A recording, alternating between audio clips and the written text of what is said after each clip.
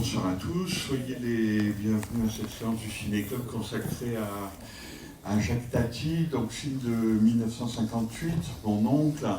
Ce n'est que son troisième long métrage, après Jour de fête où il n'y avait pas Monsieur Hulot et après Les vacances de Monsieur Hulot où apparaissait le personnage. Et ensuite il n'y aura finalement que deux vrais films, disons, avec Monsieur Hulot, évidemment Playtime et Trafic. Alors cette séance est honorée de la présence de la script, Sylvette Baudreau, vous pouvez l'applaudir.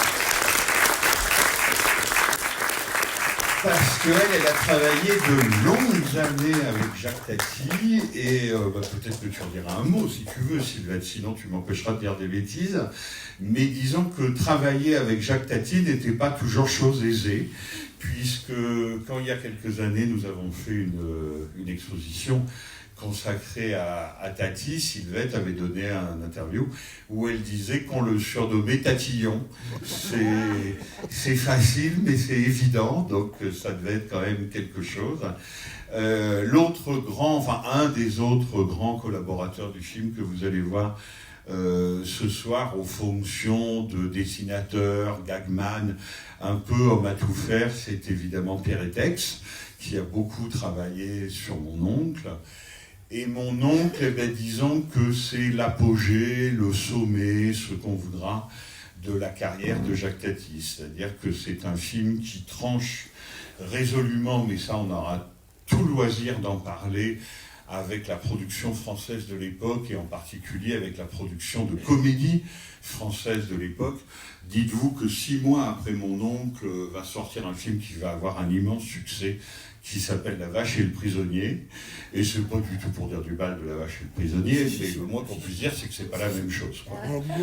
Voilà. Mais ce qui marchait à l'époque, c'était plus La vache et le prisonnier, ou alors La vache et le prisonnier, ça doit dire quelque chose même aux plus jeunes d'entre vous, mais ou alors les comédies avec un acteur bien oublié, et qui était une grande star du cinéma français de ces années-là, qui s'appelait Noël Noël.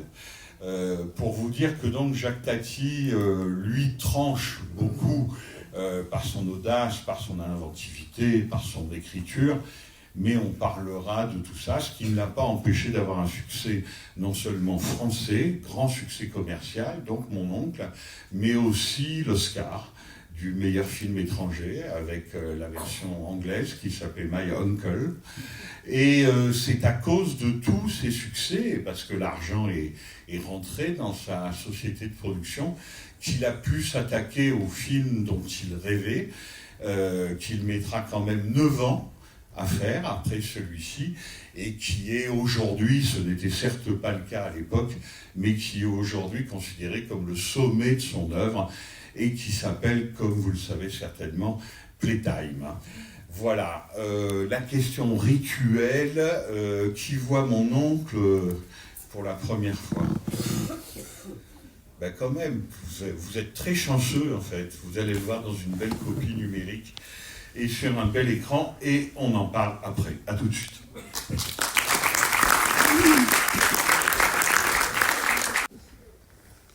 T'as pu? Ouais. Bon. Eh bien, dites-moi l'effet que ça vous fait. Donc voilà les films qu'on faisait quand même. Alors Tati était le seul à les faire, hein, bien sûr. Mais on est quand même 1 an avant l'explosion de la nouvelle vague au Festival de Cannes, en mai 1959. Et pour les gens de son temps, eh bien, disons que Tati aimait bien René Clément, parce qu'il avait travaillé avec lui, donc là, la plutôt qualité française, disons. Et puis dans les novateurs, il adorait Robert Bresson. Et je trouve que ça en dit long. Alors, je ne sais pas si Bresson lui rendait, parce que Bresson n'a jamais complimenté un autre cinéaste que lui-même.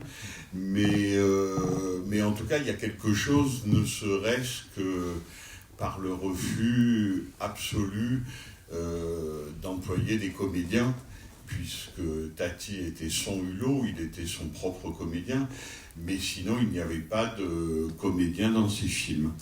Et évidemment, quand on dit ça, juste pour faire vraiment un petit clin d'œil aux gens qui suivent ce ciné-club depuis longtemps, j'ai mis très longtemps à m'apercevoir qu'il y en avait quand même une de comédienne dans Mon Oncle, et qui a fait un des films les plus célèbres du cinéma français, en plus de Mon Oncle, donc ça lui en fait 2 quand même, et elle a arrêté sa carrière là. Est-ce que vous savez qui c'est? Toi, oui. Alors c'est la fille de la concierge. C'était celle qui jouait dans Paris nous appartient. Bravo, madame. C'est Betty Schneider et c'est l'héroïne de Paris nous appartient de Jacques Rivette. Voilà, et je m'en suis alors beaucoup voulu parce que j'ai présenté Paris nous appartient dans cette salle une fois avec vous dans le cadre du Ciné-Club et une autre fois avec Betty Schneider elle-même. Et elle n'avait pas du tout envie de me raconter ce qu'elle avait fait après le cinéma. Et je trouvais ça d'ailleurs très naturel, ça ne regarde personne.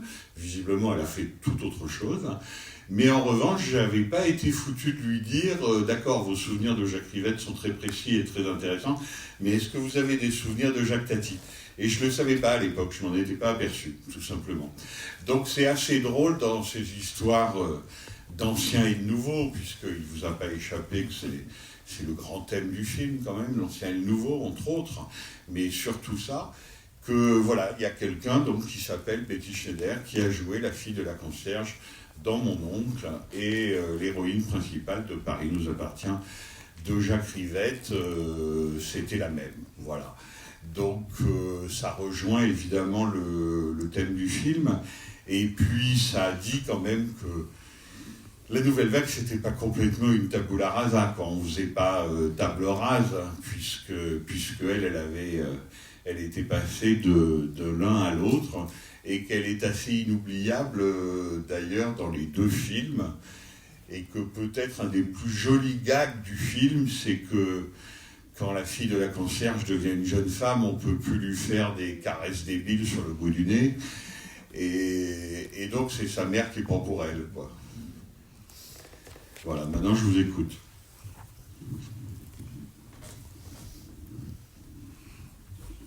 Monsieur.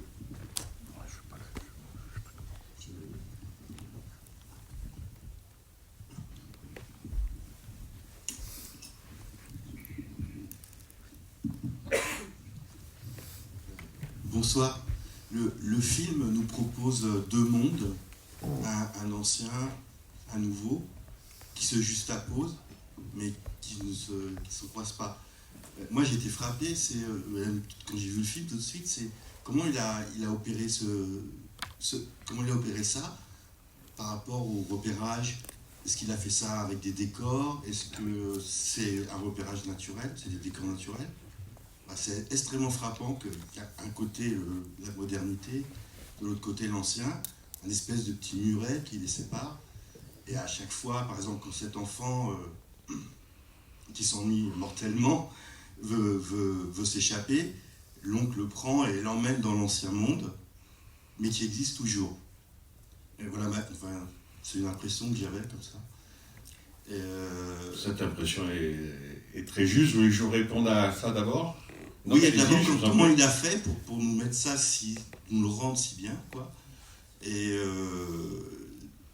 ça m'a beaucoup frappé comment c'est la justesse avec laquelle ça a été fait.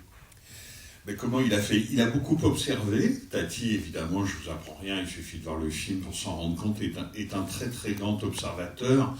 Et le personnage de Hulot est beaucoup plus lui-même, d'ailleurs, un observateur qu'un acteur. Mais ça, on aura sûrement l'occasion d'y revenir. Sur la fabrication, c'est son génie et ça finira par être son drame. C'est-à-dire qu'effectivement, Tati fait partie de ces cinéastes assez rares, au fond, qui ont besoin d'inventer un monde. C'est-à-dire que même si vous voulez le monde de Chaplin, pour parler de quelqu'un qui l'a évidemment énormément influencé avec les temps modernes, ou quelqu'un qui est moins porté aujourd'hui comme René Clair, ce sont des mondes, mais c'est quand même notre monde, malgré tout. Et puis, il peut y avoir Charlot dedans. Tandis que le monde de Jacques Tati, c'est le monde de Jacques Tati. Vraiment. Donc, il faut en fait le concevoir avec une précision. Je crois que maniaque ne suffit même pas, silhouette, enfin, il faudra inventer d'autres mots, mais avec beaucoup de précision, avec beaucoup de cohérence, parce que c'est un monde qui n'est jamais délirant, c'est un monde de causalité, c'est un monde de cause à effet, c'est-à-dire que si on veut arrêter un poisson ridicule qui crache son eau, il faut quand même percer un trou sans le faire exprès, parce que sinon il ne s'arrêtera pas. Donc voilà, ça peut être des causalités délirantes, et c'est ça aussi qu'on appelle le comique, mais c'est un monde qui est logique. C'est un monde profondément logique, et pour vous répondre plus précisément, il a évidemment tout reconstruit. C'est-à-dire qu'à un moment, on dit que c'est Saint-Maur. Alors oui, il y avait une place à Saint-Maur qu'il aimait bien, il était lui-même de l'Île-de-France, il était catastrophé parce qu'on détruisait tout, parce qu'on faisait des trous partout, etc., etc. Mais évidemment, la place à Saint-Maur, il a fallu la construire. La maison de Hulot.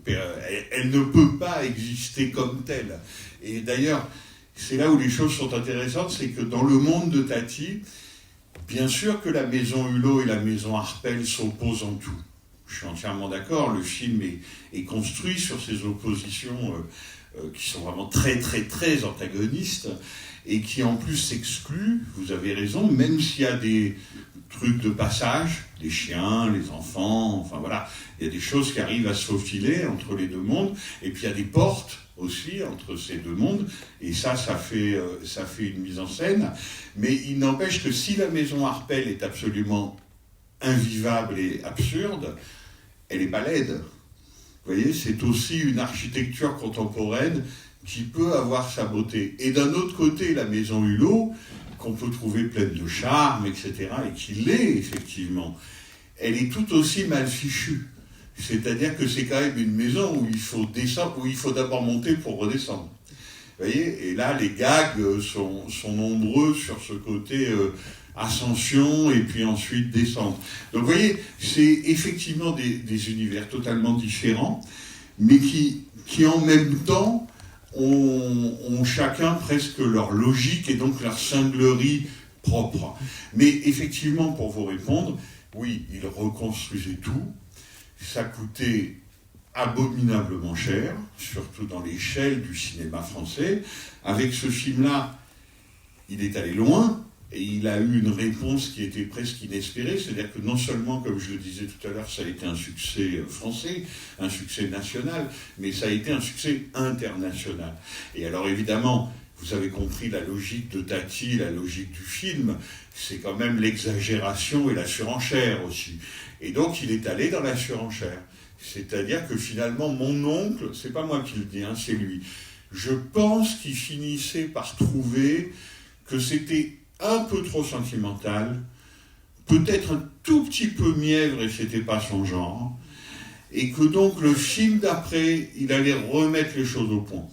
Et le film d'après, ça a été Playtime, qui évidemment maintenant fait figure de chef-d'œuvre absolu de l'histoire du cinéma. Alors pareil, mon oncle, un an avant 59, un an avant la Nouvelle Vague, Playtime, un an avant 68. Les films de Tati sont toujours comme ça, des marqueurs, des balises, aussi de la société de son temps, même s'il en paraît très éloigné. Et donc avec Playtime, il est allé très très loin, il a construit une ville qu'on appelait Tativille, qu'il appelait lui-même Tativille. Il a dépensé beaucoup d'argent. Et cette fois-ci, ça n'a pas marché. C'est-à-dire, alors, il faudrait dire pourquoi, et puis je ne peux pas vous passer Playtime, qui fait presque 3 heures dans sa version la plus complète, donc ça a été presque aussi long à restaurer que Napoléon. Vous voyez, Playtime, on l'a attendu longtemps, parce qu'il s'est passé à peu près la même chose, c'est que comme le film ne marchait pas, Tati avait tendance à le couper. Et à force de le couper, il a quand même fini par le bousiller, en plus qu'il a fait faillite. Mais pour vous le dire en une phrase, quand on voit mon oncle, même si à mon avis on se trompe, on peut soutenir une sorte de thèse, Jacques Tati, cinéaste humaniste. Pourquoi pas? Quand vous voyez Playtime, c'est pas possible. Il est même d'un anti-humanisme assez viscéral et déclaré. Donc ça doit être aussi pour ça que les choses se sont moins bien passé, le film n'a pas marché comme il fallait qu'il marche, et donc en fait ça a été le début de la décrépitude, et même s'il a fait trafic après, il n'a plus jamais retrouvé la pleine souveraineté de ses moyens qu'il avait sur Playtime. Donc c'est un système de représentation cinématographique, si vous voulez, qui est extrêmement lourd, qui demande évidemment d'être un génie visionnaire, parce que le moindre plan est pensé, enfin tout est pensé chez Tati. Et même, parfois, il pense à nous faire plaisir. C'est-à-dire que je suis comme vous, la fin, les allumettes, il est connu ce gag, vous le voyez venir. C'est un des rares que vous voyez venir. Et bien, vous voyez, quand même, il n'y a pas que le petit garçon et son père qui se réconcilient à la fin de mon oncle. Il faut un peu aussi, nous, après avoir pris cette charge sur qu'est-ce qui nous attend, c'est pas très gai, et d'ailleurs, c'est pas que ça nous a attendu, hein, c'est que tout ça est arrivé quand même depuis, il faut un peu nous consoler, quoi. Donc il faut être un peu gentil avec nous, et donc il nous fait le gag assez attendu de l'allume-cigare, et qui fait rire quand même, parce qu'il est génial. Et la fin du film, c'est Orly, alors c'est un Orly de poche, mais Playtime, ça sera Orly tout le temps. Voilà, c'est-à-dire qu'on saura plus ce que c'est que ce machin, cette machine à déshumaniser, mais en gros, ça sera quand même un aéroport. Donc, il poussera la volonté de mettre les choses au point, si vous voulez, en commençant son film d'après exactement à l'endroit où il finit celui-là. Et il n'y aura plus de chien.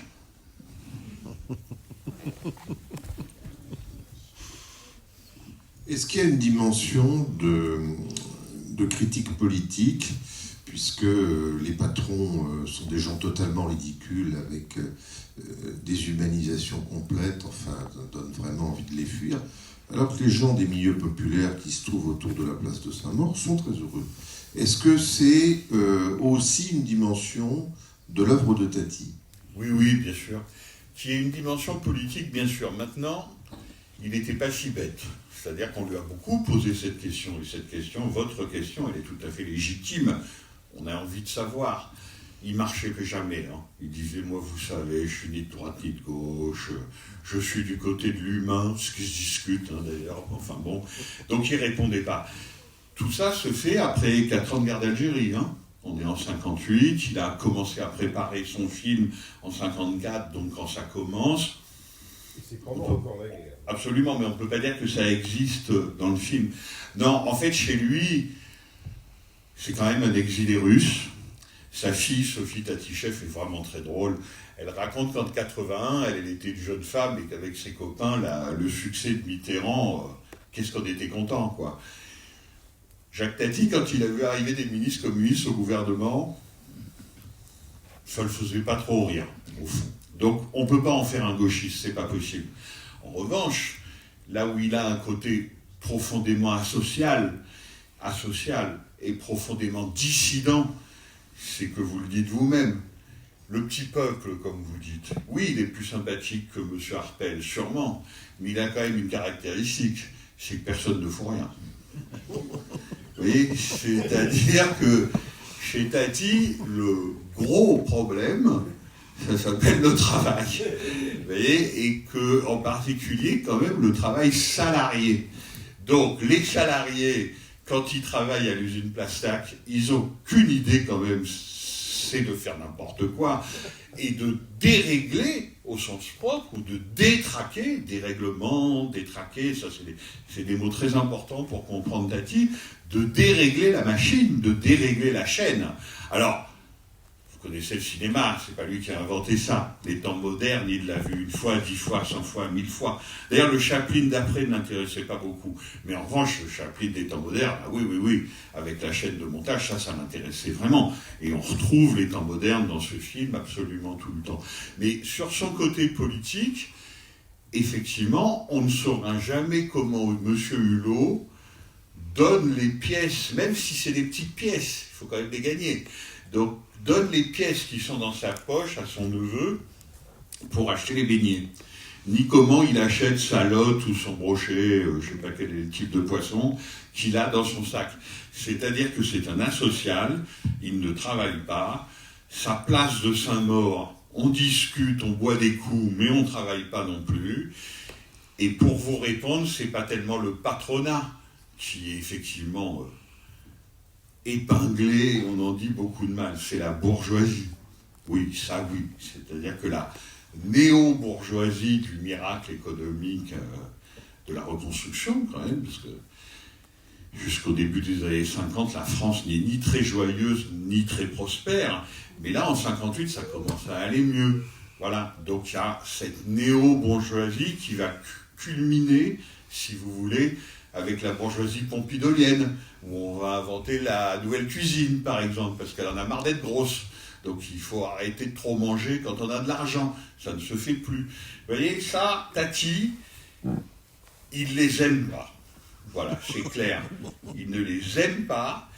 Et par ailleurs, les gens du cinéma français qui représentaient cette bourgeoisie et qui voyaient très bien où ils voulaient en venir, mais ils ne l'aimaient pas non plus.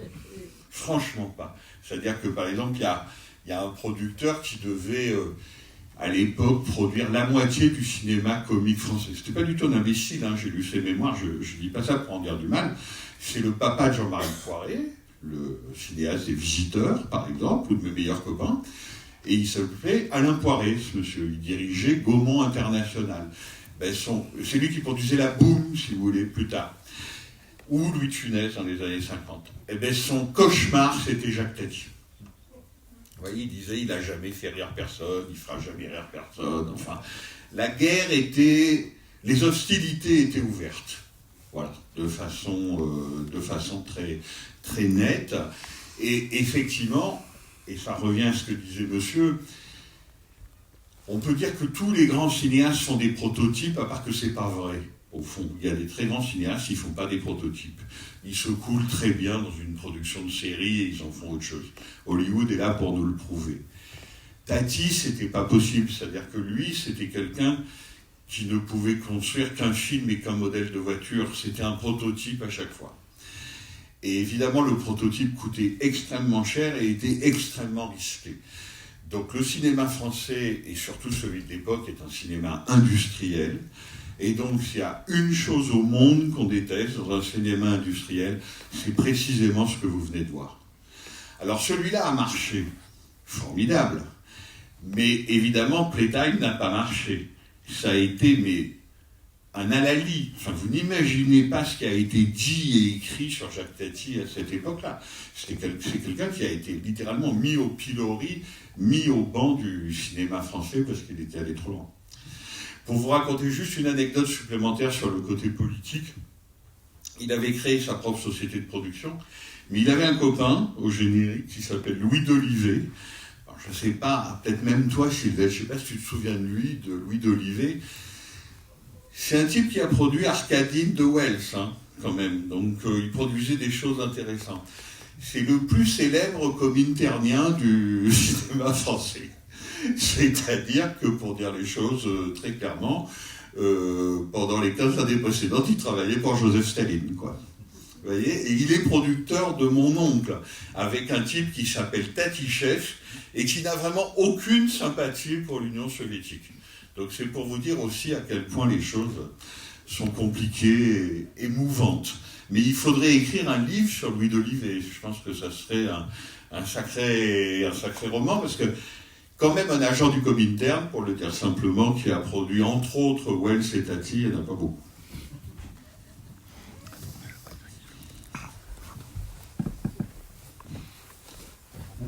Plus qu'une critique politique, il me semble que, pas seulement dans ce film d'ailleurs, c'est l'affrontement presque à mort entre le désordre et l'ordre.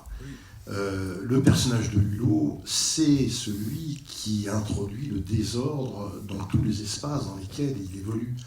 Que ce soit dans l'hôtel des vacances de M. Hulot, à la plage, etc., ou que ce soit ici quand il est à l'usine, ou quand il est dans la villa Arpel, ou etc. C'est-à-dire, dès qu'il n'est plus dans son monde, il est le vecteur du désordre qui risque de tout détruire.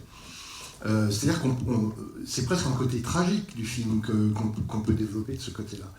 Dans Playtime, il est vraiment confronté D'ailleurs, il y a plusieurs Hulot dans Playtime, c'est aussi ça qui est assez génial.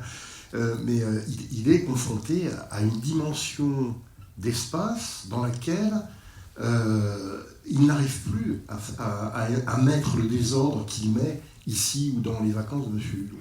Il y a aussi cette dimension. Oui, bien sûr, tu as raison, mais le chaos, le désordre, le chaos dont tu parles, la destruction, la pulsion destructrice, elle vient évidemment de l'absurdité même des décors. C'est-à-dire que si on veut vraiment vivre dans une maison comme ça, si on veut vraiment avoir un jardin comme ça, on ne pourra que le détruire. C'est-à-dire que Hulot est là, il peut donner une impulsion, alors c'est le cas avec le poisson, bon là effectivement il plante, etc. Mais de toute façon c'est absurde. Et de ce point de vue-là, un des gags les plus beaux du film, alors là, sur la bourgeoisie, c'est pas gentil du tout quand même, c'est le coup du tapis. C'est génial. Enfin, je sais pas si c'est lui, Pierre Etex, quelqu'un d'autre, comment le gag a été amélioré. J'en ai pas la paternité, il faudrait chercher un peu. Mais se dire que le côté non, pas de marchand de tapis chez moi, on a déjà donné, remballez votre tapis, et en fait, c'est la voisine. C'est la voisine qui elle-même est habillée en tapis, quoi. Donc ça c'est des trucs, enfin voilà, c'est déjà contenu. Alors après, sur l'évolution du lot, en fait, il en avait un peu marre, parce qu'il savait quel cinéaste il était, hein, Tati. Hein, l'humilité n'est pas son propos.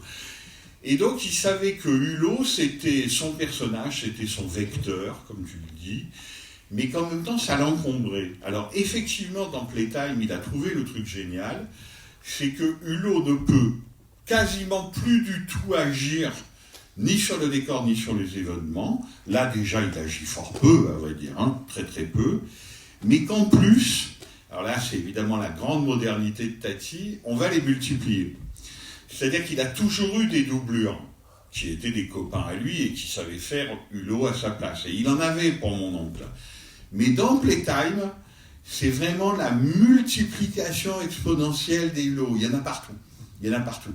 Alors évidemment, on a écrit que ça devenait warholien. Oui, mais c'est vrai en plus. Le pire, c'est que c'est vrai. Bien sûr que c'est extrêmement moderne. Bien sûr que les Hulot se fabriquent comme dans une chaîne et on sort des Hulot. Et ça sera Playtime. Là, ce qui est formidable, c'est que c'est quand même... C'est juste pour dire la singularité, disons, en un mot, parce qu'on peut y passer la nuit, hein, mais du génie de Jacques Tati, c'est que souvent les grands comiques, quand même, ils agissent. Voilà. Hulot, on ne peut pas dire qu'il agit. Très peu. C'est-à-dire qu'il est là, effectivement, il regarde, il aime bien son neveu, mais en même temps, il ne le fait pas jouer à la marelle, le neveu. Il le laisse juste aller avec les autres gardements dans le terrain vague et manger des beignets. Voilà. C'est quelqu'un qui a la présence-absence peut-être une des plus fortes de l'histoire du cinéma. C'est-à-dire qu'il est là, mais au fond, tout ça pourrait aussi se dérouler sans lui. Et disons que pour un personnage comique, Buster Keaton, il n'est jamais blessé, parce que c'est Buster Keaton, alors qu'il devrait être mort au bout de 5 minutes de chaque film, si ce n'était pas Buster Keaton. Mais c'est Buster Keaton, donc il n'est même jamais raflé. Mais il agit beaucoup. Il agit beaucoup. C'est-à-dire, il est action. Charlie Chaplin, il est action. Même Charlie Chaplin, dans sa chaîne de montage des temps modernes, quand il visse les boulons, il visse les boulons. Là, Hulot, il regarde la machine. Il se demande juste comment il faudrait faire pour l'arrêter. Donc c'est un personnage comique quand même extrêmement bizarre, inédit, quasiment, ou alors il faudrait m'en donner un qui pourrait marcher avant lui, parce que c'est quelqu'un qui regarde mais qui n'agit pas sur le monde. Ce qui ne veut pas dire évidemment qu'il ne se cogne pas au monde, parce que chez Tati, le monde n'est pas symbolique, il est réel. Les objets sont réels. Il y avait la plus grande admiration, paraît-il, alors on lit ça dans les livres, je ne sais pas ce qui se racontait, mais il y en a deux qui étaient copains comme cochons, c'est Jacques Tati et Marguerite Duras. Figurez-vous. Mais si on a lu un peu Duras, et si on pense à ce titre que j'aime tant, qui s'appelle La vie matérielle, eh bien Tati, c'est ça. pour le coup, c'est une vie matérielle. C'est-à-dire que le steak, il faut le faire cuire, même de façon absurde, comme dirait Duras. Et donc, on se cogne dans le réel, on se cogne dans les objets. Et évidemment, comme on a tendance à concevoir, à créer, à inventer des objets de plus en plus absurdes et de moins en moins préhensibles, eh bien, évidemment, les objets finissent par vous dominer. Alors après, je vous laisse imaginer ce que vous voulez. Qu'est-ce que Jacques Tati aurait dit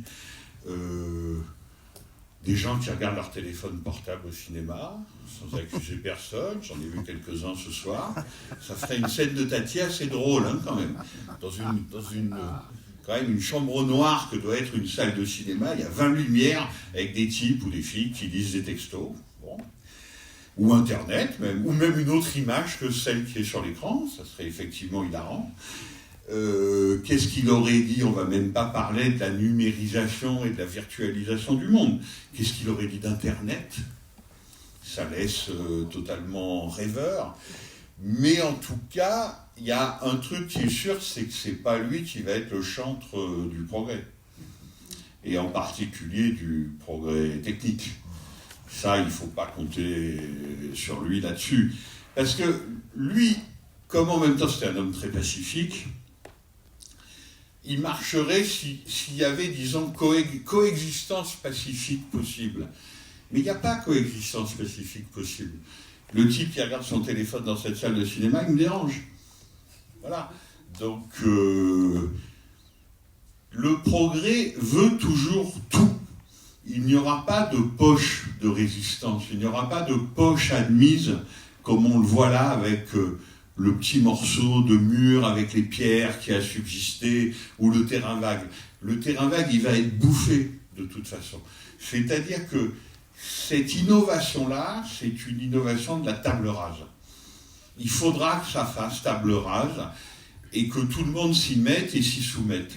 Et ça, évidemment, oui, c'est un cinéma de grande colère qui est fait contre ça, de façon très nette, oui.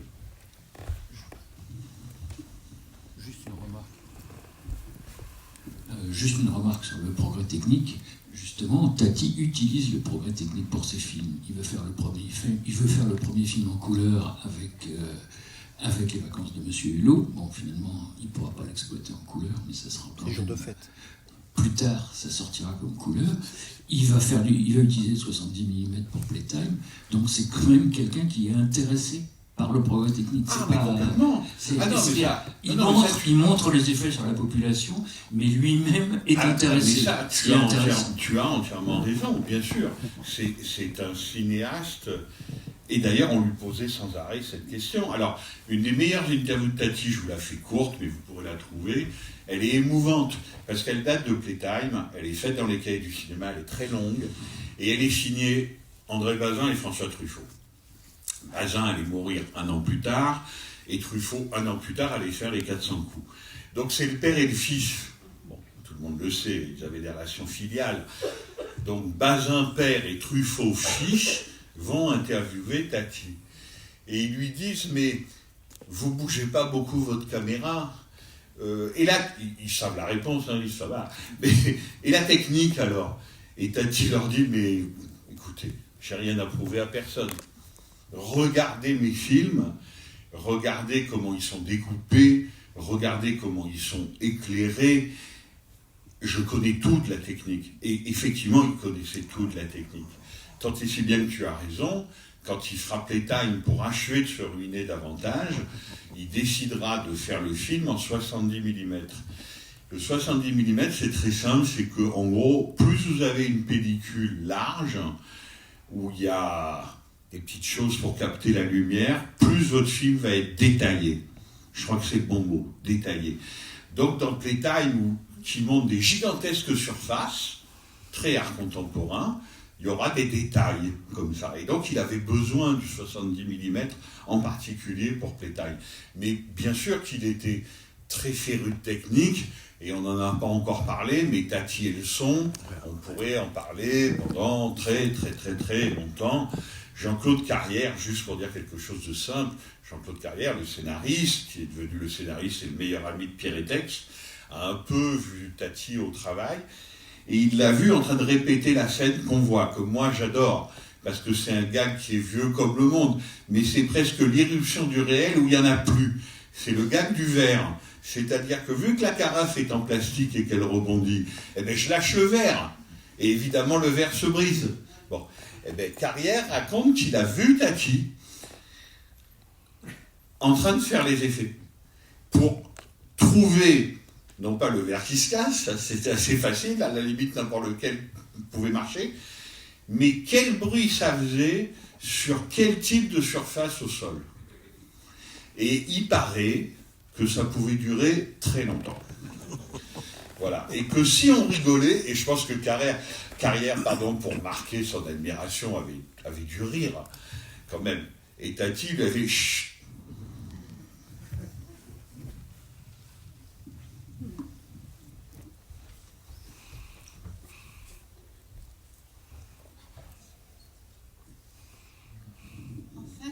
Je trouve qu'il y a un rapport avec Peter Sellers dans la partie. Ah oui. Hein, oui. C'est pour ça que je voulais prendre la parole. Ils auraient pu être amis, hein. Oui, bien sûr.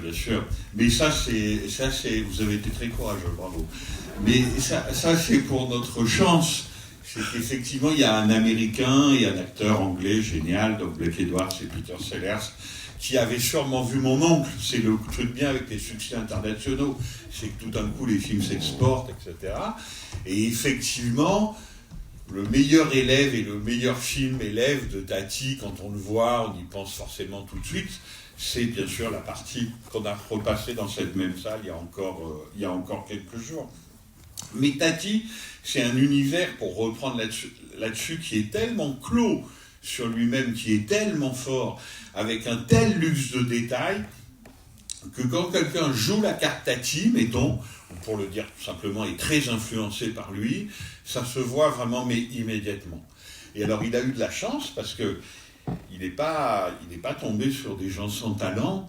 Quelqu'un qui est parti il n'y a pas très longtemps, très grand cinéaste, Otario Celiani, il connaissait bien Tati, et il connaissait bien les films de Tati, et comme lui, il avait un des mêmes maîtres anciens qui était René Clair. Alors lui, pour le coup, cinéaste assez peu à la mode aujourd'hui, mais pour Otario Celiani comme pour Tati, René Clair faisait partie de leur dieu. Et pour parler de quelqu'un qui est encore plus contemporain, parce qu'il doit avoir, je sais pas, entre 50 et 60 ans, mettons, il vit en France parce qu'on voit pas bien en ce moment où il pourrait vivre ailleurs, vu qu'il est palestinien, mais il s'appelle Elia Suleiman. Et quand vous voyez les films d'Elia Suleiman, il y a de toute évidence quelque chose, et quand on lui parle de Tati, il ne vous dit pas, ben non, ça n'a rien à voir, c'est dans votre œil. Bien sûr que si, ça a quelque chose à voir. Mais c'est toujours la position de l'observateur. Alors chez Elia Suleiman, c'est particulièrement développé, mais la position de l'observateur, et évidemment le gag. Alors d'ailleurs, si je pousse mon raisonnement un peu plus loin, le gag assez classique de l'allume-cigare, là, dans un de ses films, je ne sais plus lequel, Lutte divine, combat divin, un truc comme ça, enfin un de ces films tournés en Palestine, vous avez Elia Suleiman qui mange un noyau de pêche, et c'est pas belliqueux, hein, rassurez-vous, c'est drôle. Il mange un noyau de pêche, il finit de manger son noyau de pêche et il le passe par la fenêtre. Ça tombe sur un char israélien qui explose. Alors voilà, c'est un autre contexte, mais effectivement, ça vient de là, ouais. Il n'y a pas de doute là-dessus. Donc oui, c'est quelqu'un qui a une descendance très, très forte, et puis qui a eu cette idée de génie d'affiner de plus en plus sa propre silhouette. C'est-à-dire que si vous voulez, dans les vacances de M. Hulot est très présent. Il y a presque chose incroyable chez Tati, non pas des gros plans, parce que je pense que Tati n'a jamais fait un gros plan de sa vie, mais des plans rapprochés sur lui. Tandis que là, Hulot devient de plus en plus une silhouette. Même son visage, il y a seulement dans la partie dans le jardin des Harpels où il a plus de chapeau, on le voit un peu plus, mais son visage est presque un peu caché. Il est la silhouette. Et il est la silhouette de l'affiche de mon oncle, qui va devenir une des affiches les plus célèbres du monde entier. Et cette idée comme ça de décharner, vous voyez, au lieu de le remplir, au lieu de le faire des choses, au lieu du vouloir du personnage, cette idée de décharner comme ça un personnage de plus en plus, c'est vraiment quelque chose qui a trait au génie, parce qu'évidemment le cinéma fait tout l'inverse. D'habitude, le personnage ne sera jamais assez construit, dit-on, on n'en saura jamais assez sur lui, il ne fera jamais assez de choses. Avec Tati, il y a un côté moins, c'est-à-dire qu'on soustrait du hulot, il faut enlever du hulot. Il disait on gomme du hulot. Voilà. Et dans les derniers qui s'en sont beaucoup inspirés, mais il doit y en avoir plein d'autres, hein, vous pouvez en trouver plein d'autres facilement, Jean-Luc Godard, dans un film qui est un hommage direct à Tati, puisqu'un des courts-métrages de boxeurs de Tati d'avant-guerre s'appelait Soigne ton gauche. Jean-Luc Godard a fait Soigne ta droite, où il joue un personnage qui s'appelle l'idiot. Alors ça, c'est plutôt Dostoïevski, mais il n'empêche que dans sa silhouette, dans sa façon de sauter dans les voitures, enfin, de plein de choses, il dit beaucoup son admiration pour Jacques Tati et M. Hulot. Et d'ailleurs, à un moment donné, on l'appelle l'oncle Godard. Donc, pour compléter l'histoire du tapis, à cette époque, on voyait couramment dans les rues des Algériens qui portaient des tapis sur eux et qui arrêtaient les gens pour vendre des tapis. Donc ces Harpel, en plus, ils sont racistes. Bien sûr. Bien sûr. Il y a toujours une observation chez lui. Mais ce que tu dis est vrai. Mais en même temps, tu vois jusqu'où ça va. On transforme le dit Algérien emmerdeur qui veut te caser ses tapis en la surbourgeoise d'à côté. Oui. Mais c'est un tout petit peu gonflé quand même. Hein. Voilà.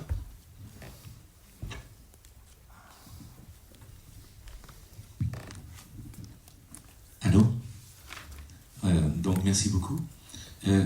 C'est vraiment très intéressant cette... c'est pas du tout une filiation, mais ces allers-retours. Et avec Peter Sellers et Tati, et il y en a d'autres, ce sont aussi des gens qui ont su, non pas du tout imiter, mais subjuguer, plus que les recettes, le génie du cinéma muet, plein de décennies après. Et qui en retour, par ricochet, on a inspiré d'autres. Et je pense peut-être, pour le cinéma japonais, à Itami Juzo, qui a emprunté beaucoup à Chaplin, et visiblement à Tati.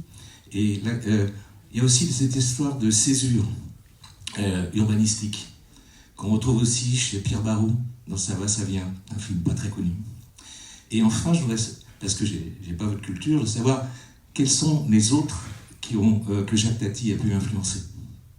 Que Jacques Tati, pardon, a pu influencer. Ah ben on en a dit pas mal là déjà. Oui, je sais, mais... Vous voyez, Yosseliani, un Géorgien, un Palestinien, Suleiman, Godard lui-même, Peter Sellers, Blake Edwards à Hollywood, enfin... Mais... Il y a un Ozu aussi. Qui tu dis? Un Ozu, le remake de Ghost de Tour. Oui. Attends, reprends le micro, Luc, qu'on t'entend. Oui, non, mais on pourrait continuer comme ça très longtemps, mais... En même temps... Il ne suffit pas de regarder Tati pour faire du Tati, hein. Ça se saurait. Parce que c'est quand même d'une extrême difficulté, hein, ce qu'il fait. C'est-à-dire que il y a quelque chose chez lui qui, moi, à chaque fois quand même m'épate, c'est que pour reprendre le début de la conversation, bien sûr que ce sont deux mondes, qu'il y a le monde des Harpel, et puis qu'il y a le monde Castac ensuite, et qu'il y a le monde du Hulot. Et que même l'école du monde des Harpel... Voilà, la façon dont elle est écrite au néon, c'est une école qui est écrite comme un garage. C'est très très bizarre, hein, quand même. Voilà, alors pour le coup, là, c'est pas l'école du petit Nicolas. Vous voyez, et c'est intéressant le petit Nicolas, parce que le petit Nicolas, c'est 1959. Et s'il y a bien quelqu'un qu'on a beaucoup rapproché de Jacques Tati, c'est bien Sampé. Quant à Goscinny lui-même, bon, on a fait une exposition entière là-dessus, il voyait des films. Et d'ailleurs, je l'ai oublié ce film-là, quand j'ai fait Goscinny et le cinéma. Alors que c'est évident qu'il a beaucoup regardé mon oncle, et même le gros de la bande du petit Nicolas, celui qui mange tout le temps, qui s'appelle Alceste, eh bien il y est. Donc il vient de là, Évidemment, ça, je m'en étais jamais aperçu, vous voyez. Je m'en suis aperçu ce soir. Mais pour venir à ces deux mondes qui coexistent, mais il y en a un qui va bouffer l'autre, c'est bien évident. La coexistence ne va pas durer, c'est-à-dire qu'il y aura une uniformisation. Il y a chez lui le sens de la durée, mais jusqu'au malaise. Vous voyez ? Et d'ailleurs, Truffaut, dans un célèbre article sur mon oncle, où il disait son admiration pour le film, et il disait en même temps, il y a un malaise. C'est-à-dire que le poisson avec l'eau qui sort, j'en peux plus, quoi. Comme spectateur, je n'en peux plus, et j'en veux à Tati de m'infliger ça. Et effectivement, dans Playtime, ça va durer, vous voyez, la scène du... Comment appeler ça ? C'est pas tout à fait un restaurant, du nightclub, voilà, du nightclub dans Playtime. Ça va durer tellement que ça dure effectivement jusqu'au malaise. C'est-à-dire que oui, c'est drôle, mais jusqu'à quel point on peut le supporter ? Et là où il est très fort, c'est qu'il y a la durée, mais il y a aussi les relais visuels. Évidemment, c'est un cinéaste très graphiste, pour prononcer un mot qu'on n'a pas encore prononcé et qui s'impose avec lui. Mais il a le génie du relais visuel. Alors je vous en prends un qui est évident, mais chacun d'entre vous pourrait m'en trouver un parce qu'il y en a tant. J'aime beaucoup quand même le poisson du lot qui fait aboyer le chien.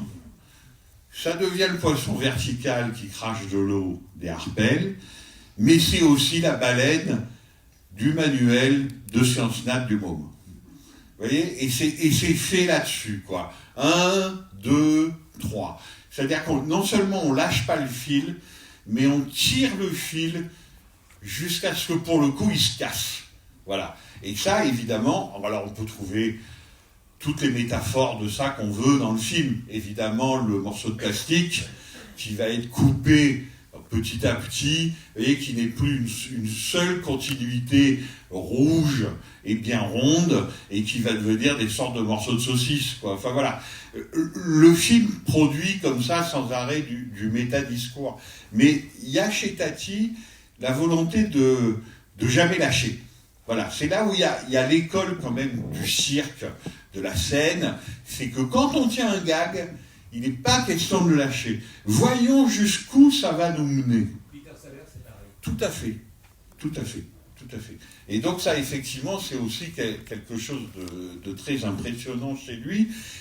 Et peut-être le plus impressionnant, c'est le système aussi de cache.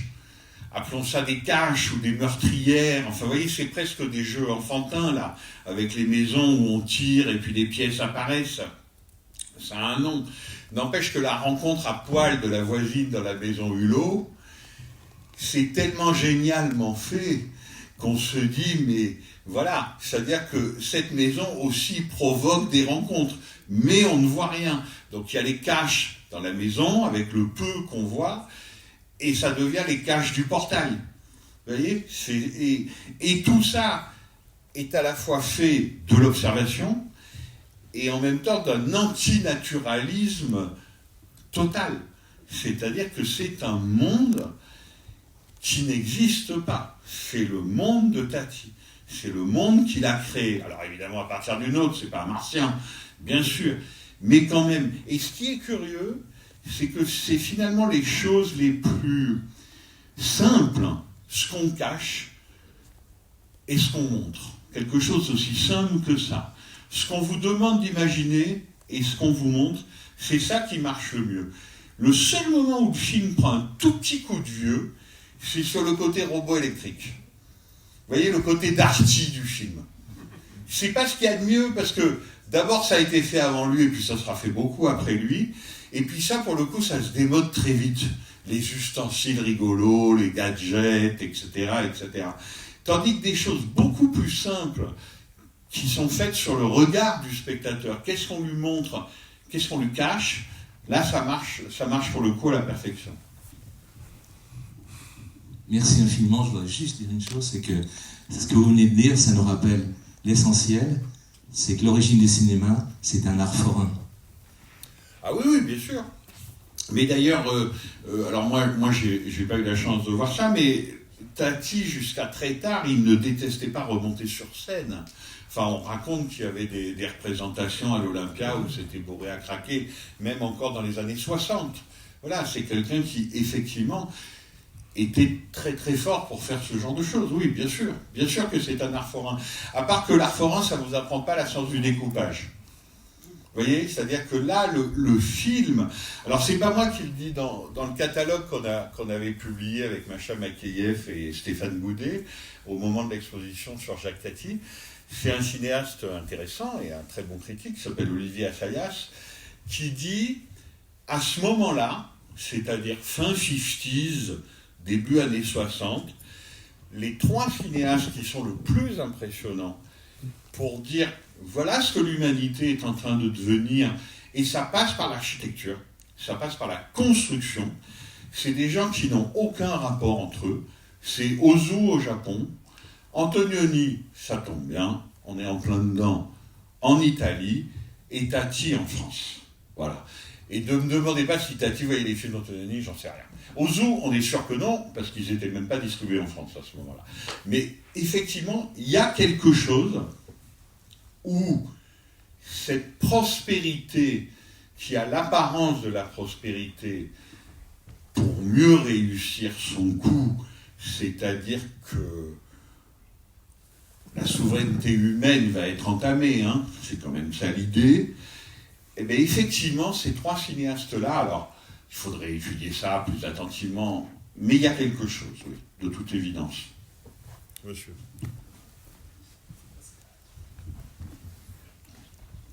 Oui, bonsoir. Il y a une autre influence enfin, là je ne sais pas qui a influencé qui, mais je pense que c'est plutôt Tati qui a influencé. C'est Franquin avec Gaston Lagaffe. Parce que sur le rapport Franquin, le dessinateur avec Gaston Lagaffe, sur le rapport au travail, c'est vrai, le désordre dans le travail, c'est complètement ça.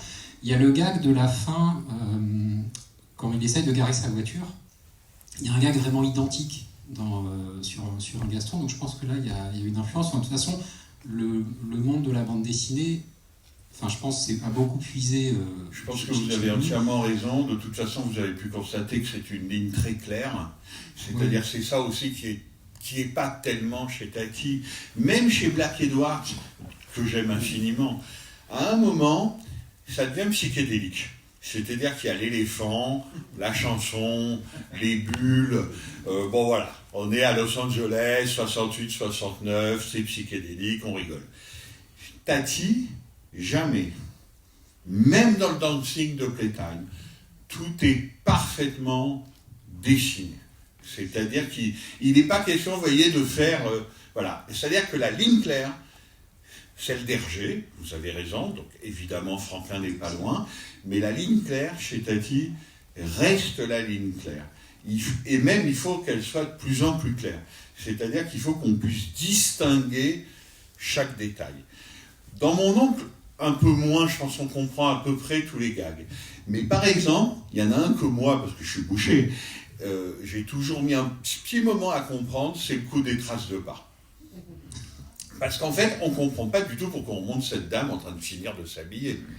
C'est absurde, ça n'a rien à faire là. Et donc, on comprend qu'on la montre en train de s'habiller parce que Hulot va être soupçonné de l'avoir matée. Vous voyez ? Et ça, pour le coup, c'est gag sur gag. C'est-à-dire qu'évidemment, le gag, on trempe ses chaussures dans la peinture et il y a des traces blanches. C'est enfantin, c'est rien. Mais là où le gag devient intéressant, c'est qu'il faut qu'il y ait des traces blanches sur le bureau, donc il s'est mis sur le bureau, debout, il l'a regardé se déshabiller ou se rhabiller par le vasistas, et elle lui dira « On n'a pas besoin d'acrobate. Bonjour chez vous. » Eh bien ça, vous voyez, c'est rien, c'est pas d'une complication inouïe, mais c'est quand même avoir une confiance, une attente, une expectative dans le spectateur, qui, je dois dire, est assez grande. Et ça, Tati était quand même très exigeante. C'est-à-dire que, quand je disais en rigolant, on est loin d'Alain Poiré ou de La Vache et le Prisonnier, oui, effectivement. C'est-à-dire que notre participation et donc notre attention maximale, disons, est absolument requise. Mais je vous interromps. Il y a aussi celui du chien, là, quand ils sont coincés dans le garage, parce que justement, tout repose sur le fait qu'au début, le chien est tout content. Donc il passe avec la queue dressée, qui va couper la cellule photoélectrique. Et après, comme il se fait gronder, Et bah, du coup, il a baissé la queue. Et là, il ne peut plus les délivrer. Oui, oui, bien sûr. Enfin, il y a beaucoup... Et en fait, je reviens juste sur celui du... Comme la femme de ménage. Alors, vous n'allez pas me dire que c'est raciste, c'est pas méchant, mais enfin, visiblement, elle est espagnole ou portugaise, quoi, bon, voilà. Mais qui dit, ah non, j'ai peur. Mais là, pour le coup, il va loin. Mais c'est qu'elle ne comprend pas aussi. Mais exactement. Parce qu'il utilise elle des ne termes... comprend pas ce qu'on lui demande, puisque ce qu'on lui demande est totalement absurde. Donc, elle a raison de ne pas vouloir le faire et de Et ne en fait, pas c'est comprendre. ça que je veux dire. Mais ceci dit, ça, c'est un gag. Ça, pareil, je ne sais pas si c'est lui ou à combien ils s'y sont mis, parce que c'est une fabrique, hein, Tati. Mais là, le gag est vraiment génial, quoi. Et celui sur le stationnement, à la fin, c'est pareil, ils ne se comprennent pas. C'est-à-dire le monsieur qui va très lentement, qui veut l'aider à stationner, trouve que finalement, cet automobiliste, il est beaucoup trop lent pour suivre ses instructions, et à la fin, il s'en va, quoi. Et je pense un petit peu ça aussi. Il y a les deux mondes, mais vous parlez de la colère qu'il avait. Là, ce monsieur, à la fin, qui a un geste de colère, et puis qui dit, bon, je te laisse te débrouiller, garde ta voiture, c'est peut-être un petit peu ça aussi. C'est-à-dire ce monde un peu populaire, un peu paresseux, qui dit, bon, écoutez, vous avez des voitures, mais en fait, vous ne savez même pas vous garer. Oui, bien sûr, vous avez raison, mais parce que, en fait, à chaque fois qu'on nous vend quelque chose, c'est pour nous dire soit ça marchera mieux, vous comprendrez mieux, vous communiquerez mieux, ou ça ira plus vite. Bien sûr, c'est toujours faux. Ça ne va pas plus vite. Prendre un billet de TGV, c'est devenu un enfer. C'était beaucoup plus simple avant. Vous voyez, ça ne va pas plus vite. Bon, voilà. Ça, Tati, il est très fort là-dessus. C'est-à-dire que tous les signes, disons, alors Tati et les signes, hein, on peut en faire beaucoup là-dessus, hein, mais tous les signes qui sont faits pour que tout le monde comprenne la même chose et qu'on se comprenne et qu'on s'entende, votre exemple est très bien choisi, c'est absolument faux. C'est pas vrai. On s'entend encore moins et on se comprend encore moins. Oui, oui, bien sûr. Frédéric, donc c'est le langage et la parole qui m'intéresserait de ton... C'est moi. Ah, Mathieu, oui. C'est ce qui me marque beaucoup dans Tati, en le voyant, c'est l'incapacité qu'il a parfois à communiquer, justement. Puisqu'il ne parle pas, on ne l'entend pas parler. Voilà. Donc c'est le langage, puisque tu parlais de Duras, de Godard. Et justement, Godard, par exemple,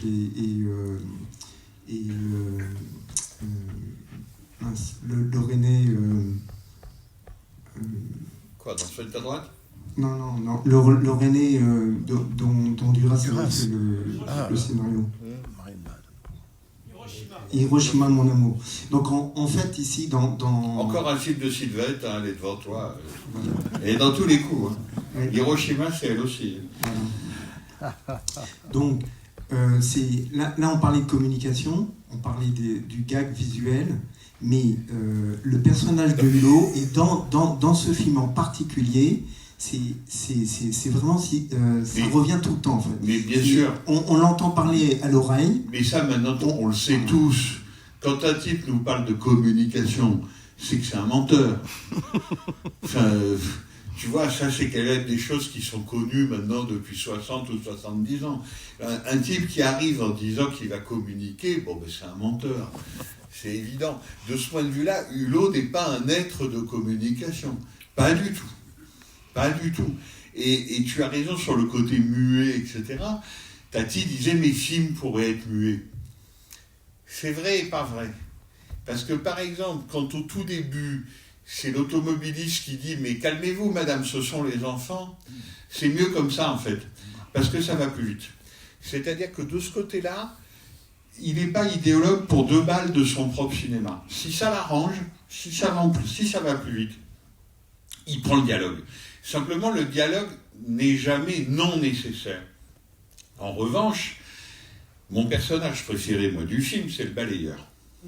D'ailleurs, il faudrait faire une thèse sur les poubelles, les déchets, les rebuts dans le film, qui sont circonscrits, disons, à Saint-Maur, et qui n'entrent pas dans le domaine Arpel. C'est-à-dire que c'est un monde sans rebut.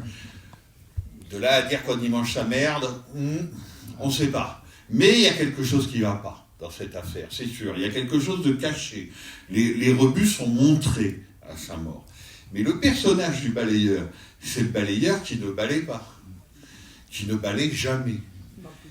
Et pourquoi? Parce qu'il a toujours quelque chose à dire, comme si moi j'avais quelque chose à dire à Rodolphe. Tu vois, il pose le balai, il y revient, mais il balaye jamais.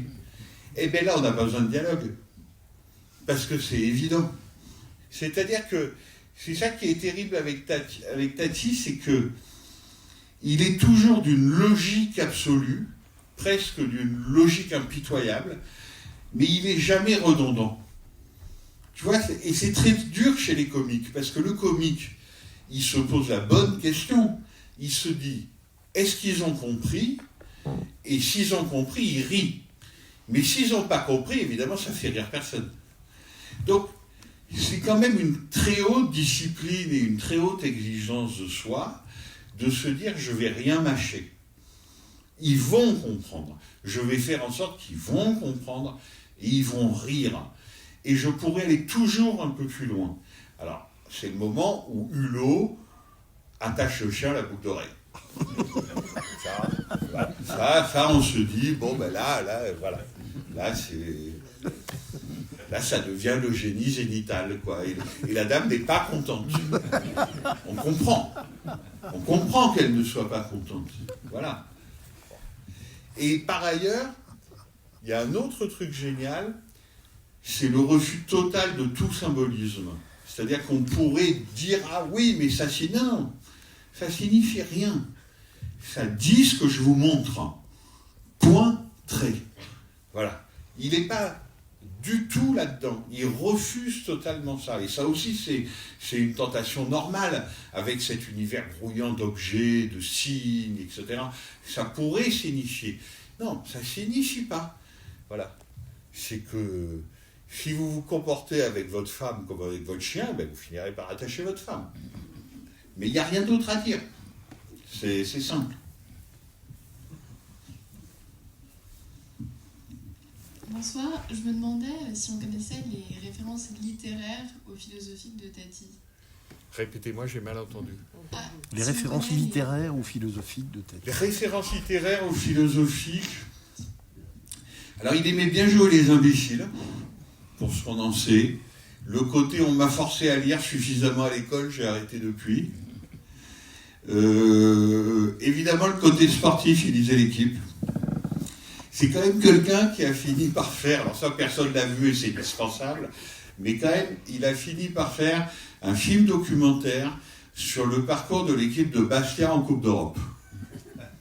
C'est son dernier travail télévisuel. Donc honnêtement, je pense qu'il s'intéressait plus au rugby, il était rugbyman, plus que footballeur, qu'aux références littéraires. Sophie Taticheff, elle raconte c'est une pause, hein, bien sûr, mais il faisait le type qui ne lit jamais rien. Alors je parle de roman, philosophie, pour autant qu'on en sache, pas une ligne, mais peut-être qu'on n'en sait rien.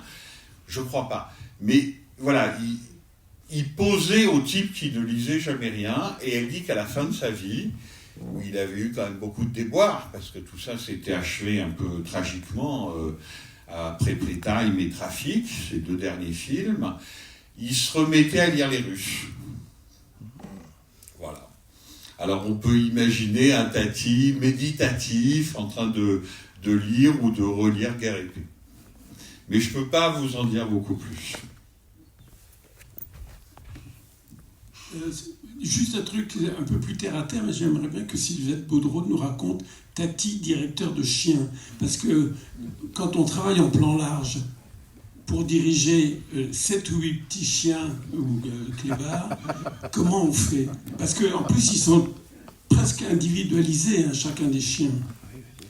Mais bien sûr, mais tu as tellement raison. Mais c'est des questions qu'on se pose, c'est-à-dire qu'en fait, à un moment, je parlais de la durée, du côté exacerbé, il y a le côté remplissage aussi. Visiblement, ça l'amuse énormément de mettre le plus possible de gens dans le plan. Bon.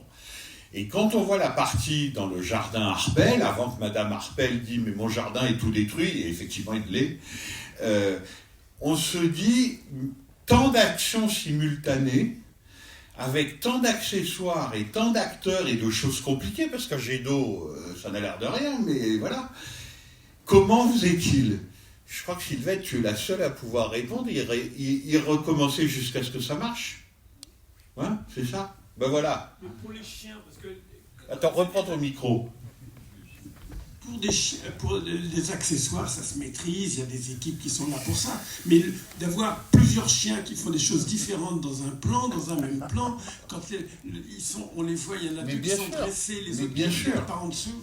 Non mais de ce point de vue-là, par exemple, une des choses du film... Mais en fait, ce qui est terrible avec Tati, c'est que tu peux prendre à peu près tous les concepts des arts visuels, ça marche. Donc il y a le caché et il y a le montrer. Tu peux prendre aussi le loin et le près. Ça, c'est le champion du monde de ça. C'est-à-dire qu'il éclaire quand même comme une brute, hein. Il faut quand même éclairer pour qu'on voit quelque chose. Mais il y a des moments où tu vois Hulot tout au fond, en train de continuer à rafistoler ces deux vignes grimpantes, là, voilà. Et on le voit tout au fond du jardin Arpel, mais il est toujours là, et il regarde, il est hop, hop, hop, voilà. Et effectivement, le chant est en accordéon, quoi. C'est-à-dire qu'on peut le saturer de façon visible, mais on peut aussi le saturer vers la profondeur. Mais c'est pour ça que c'est un cinéaste parfois épuisant. Et que Mon oncle est plutôt un film cool, je trouve, là-dessus. C'est qu'effectivement, il est sur la saturation. Oui, le plan est tout le temps saturé. Et il va l'être de plus en plus. Je pense qu'avec Playtime, il ne fera pas mieux. Enfin voilà, Playtime, c'est un truc...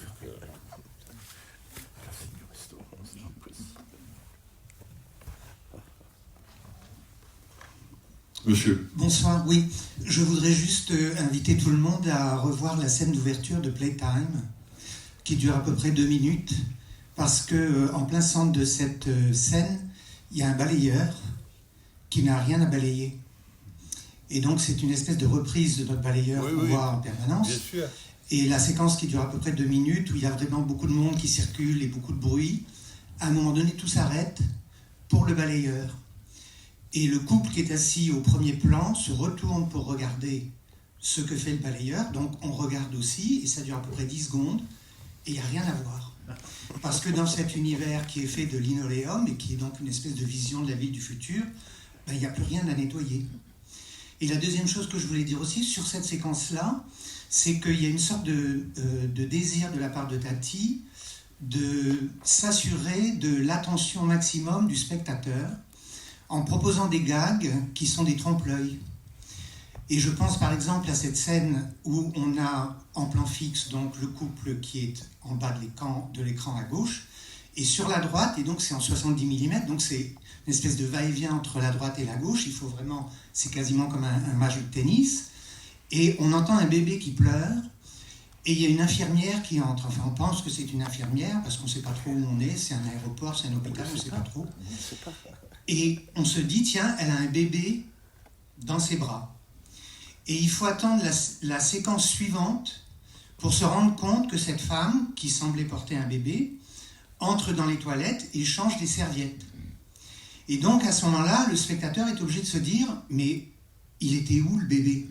Et quand on reprend la séquence, parce qu'aujourd'hui on peut avec le DVD, on se rend compte que le bébé, il est au pied du couple à gauche, et que la femme dit même « Oh, comme il est mignon ». Donc c'est absolument vertigineux, et il y a une espèce d'effet de miroir à l'infini, avec des choses, et on se dit « Mais cette séquence, elle est d'abord extrêmement risquée, parce qu'il se dit « Mais on n'y comprend, le spectateur n'y comprend rien ».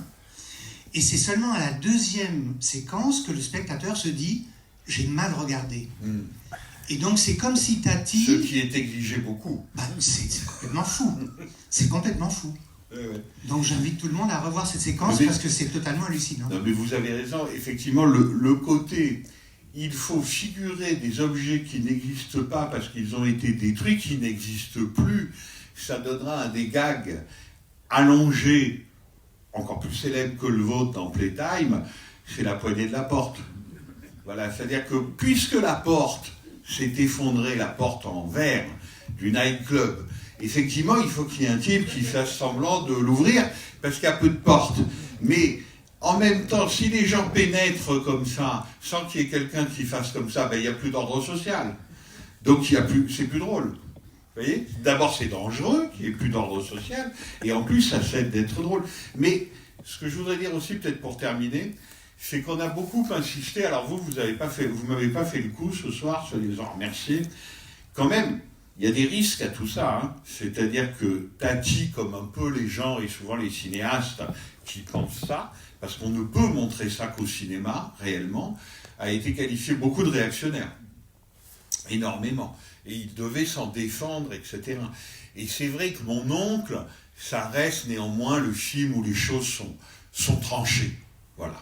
Avec le petit côté un tout petit peu mièvre, où le petit garçon finit par prendre la main de papa, comme il prenait la main de tonton. Bon, c'est pas ce que je préfère. Mais ceci dit, si vous regardez bien le film, cette non-coexistence pacifique entre deux mondes, l'un va gagner, va supplanter l'autre, bien sûr. Ceci dit, il y a des choses qui naviguent entre les deux. Et ce qui navigue le plus, et ça, je m'en suis aperçu ce soir et j'ai trouvé ça génial, c'est le coup du réverbère. Parce que les mômes dans le terrain vague, ils font le coup du réverbère. Mais que le gamin, derrière son portail, dans son petit ghetto à lui, là, dans son jardin impossible, il arrive à faire le coup du réverbère à travers le portail pour le type qui est de l'autre côté du trottoir. Vous voyez, ça veut dire aussi que tout espoir n'est pas perdu. Il y a ça aussi dans le film.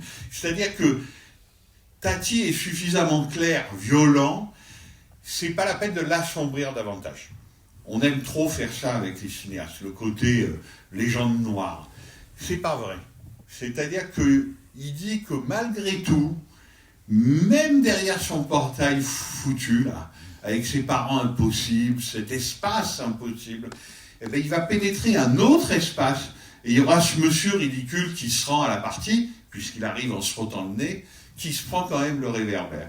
Donc vous voyez, on peut passer quand même d'un monde à l'autre, et d'un espace à l'autre. Donc c'est de ce point de vue-là, disons que les choses circulent. Voilà, c'est le mot que je cherchais. Il y a quand même une circulation qui est à l'œuvre.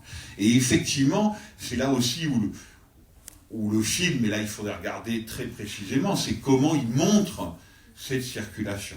Là, pour le coup, c'est vraiment c'est plus que du montage.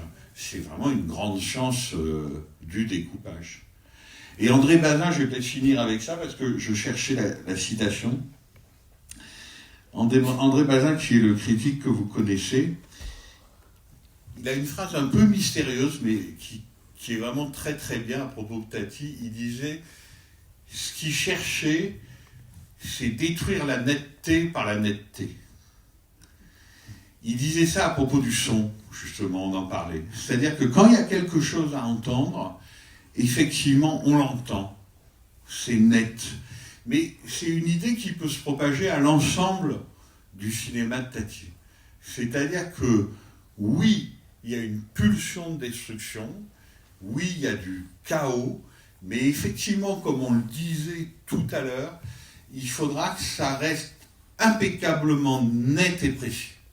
Vous voyez, c'est quand même, c'est ce cinéma-là. C'est-à-dire que c'est quand même une histoire de millimètres. C'est une histoire de millimètres. Et ce qui est une histoire de millimètres, c'est le cadre. Je pense que c'est ça que voulait dire Bazin. C'est-à-dire que quand on montre que ce monde doit être mis à bas, il faut d'abord que vos propres cadres soient exactement ce qu'ils doivent être. Et effectivement, on peut dire qu'ils le sont, parce que sinon, vous perdez l'efficacité, en fait. C'est-à-dire que l'efficacité, ça doit être fait par la machine de précision du cinéma. Et ça, effectivement, je pense que Tati le savait mieux que personne. Et vraiment, pour finir, à propos de la période, parce qu'on en a un peu parlé, il était quand même très content. C'est-à-dire que Mon oncle, c'est l'apogée pour lui. Il a le succès commercial, il va pouvoir faire Playtime, mettre tout le temps qu'il voudra, dépenser des fortunes, etc., etc. mais être considéré comme celui qui a quelque chose à voir avec Alain René et Hiroshima mon amour, Cannes 59, être considéré comme celui qui a quelque chose à voir avec François Truffaut, c'est quelque chose qui lui fait extrêmement plaisir, parce qu'ils sont très peu. Il y a lui, il y a Bresson, Melville, bien sûr, on a fait le tour pour, disons, les noms classiques, et dans les cinéastes classiques, il y a Becker. Et la liste, en gros, s'arrête là. Donc être reconnu par ces jeunes gens, qui sont d'abord des critiques, donc normalement qui doivent savoir vaguement de quoi ils parlent, pour le cinéaste qu'il est, Tati, c'est quelque chose qui vraiment le remplit de joie et d'orgueil. Et le mieux, c'est qu'il le dit. Et donc, il déclare ceci, à propos de sa filiation entre lui et la Nouvelle Vague. Il dit « Le nouveau cinéma n'a pas commencé la semaine dernière. Le nouveau cinéma existe depuis que le cinéma existe. Nous avons tourné jour de fête à 8 techniciens dans des décors naturels, en louant un manège, etc. Ce n'était pas autre chose que la Nouvelle Vague qui était contre la grosse organisation commerciale du cinéma. Moi, je suis bien d'accord là-dessus. Je tourne pour tourner ce que j'ai envie de tourner. » Ça a l'air de rien, ça, hein, mais dans le cinéma français, personne ne dit ça en 1958. Hein. Je suis là pour tourner ce que j'ai envie de tourner. Et non pas singer le dernier succès comique à la mode, soi-disant bien entendu. Et donc il dit, et j'ai l'impression de ne pas faire partie d'une vieille vague, puisque je fais le contraire de ce qui se fait d'ordinaire dans le film comique. Vous voyez, je pense que ça résume ce qu'on a dit en grande partie ce soir. Ce monsieur fait le contraire de ce qui se fait d'habitude dans le film comique. Et donc, effectivement, il ne faisait pas partie d'une vieille vague. Allez, merci beaucoup. Merci. Merci.